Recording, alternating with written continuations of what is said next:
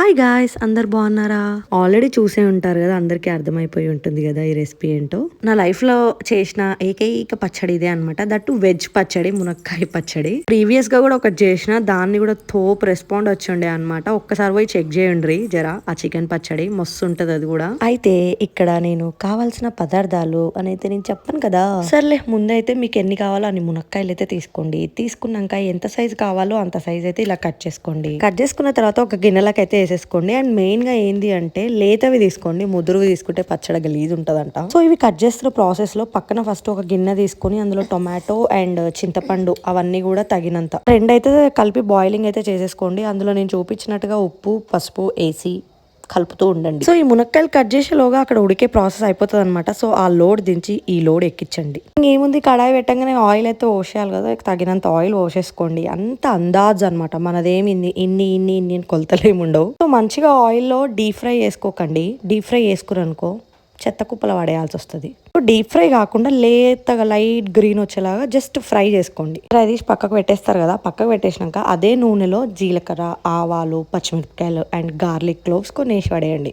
Main గా కరివేపాకు, అది ఎంత వేస్తే అంత బాగుంటది. సో ఇంకా పోపు వేసేసారు కదా, దాన్ని చల్ల పెట్టడానికి దాన్ని దించుండ్రి. మళ్ళీ ఏదైతే అది దించినప్పుడు ఇంకోటి దించి చల్లబడ్డదో అది మిక్సీలో వేసి గిర్రని తిప్పి లోడ్ వేయండి. మంచిగా టెక్స్చర్ సాఫ్ట్ గా వచ్చేలా చూసుకోండి. ఇగో ఇట్లా వచ్చినాక దించి పడేయండి, పక్కకు పెట్టండి. దీంట్లో ఏం చేస్తారు, మళ్ళీ అన్ని మిక్స్ చేసి కారం, ధనియాల పొడి, జీలకర్ర, మెంతుల పిండి వేసేసి మంచిగా మిక్స్ చేయండి. దించు మునక్కాయల్ని దించు. సో అట్లా దించినాక అన్ని కలిపి వేసి కొట్టండి. ఇంకా అవి ఇవి మిక్స్ చేసేయండి. ఇంకా పచ్చడిలో మునక్కాయలు వేసి మంచిగా స్పూన్తో కాకుండా జర చేయి పెట్టి మంచిగా అటు ఇటు ముక్కలకు అన్ని అంటించండి ఆ టమాటా పచ్చడిని. ఇప్పుడు ఒకసారి ఉప్పు కారం చెక్ చేసుకోండి.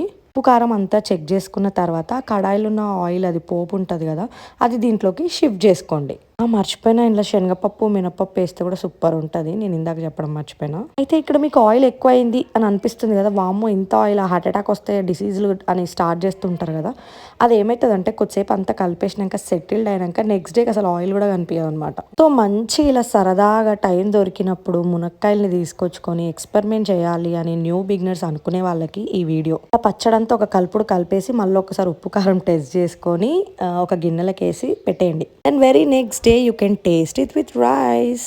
అన్నం లేసుకొని మంచిగా విడివేడి అన్నం లేసుకొని నేను మాత్రం లప్ప తినేసాను అనమాట. నాకు జప్ప వెళ్ళిపోయింది. సో టేస్ట్ చూసాక నేనేనా చేసింది, వామ్మో నేనేనా చేసింది, వా వా వా వా అని చెప్పి నాకు నేనే అప్రిషియేట్ చేసుకున్నా. సో డెఫినెట్గా న్యూ బిగినర్స్, కొత్తగా వంటలు నేర్చుకునే వాళ్ళు నాలాంటి వాళ్ళు మాత్రం ట్రై చేయండి. గివే ట్రై, పోతే పోయింది, ఏమవుతుంది. మళ్ళీ ఇంకో రెసిపీ ట్రై చేయొచ్చు, అంతే కదా. అవును, ఇది నిలువ పచ్చడి అనమాట.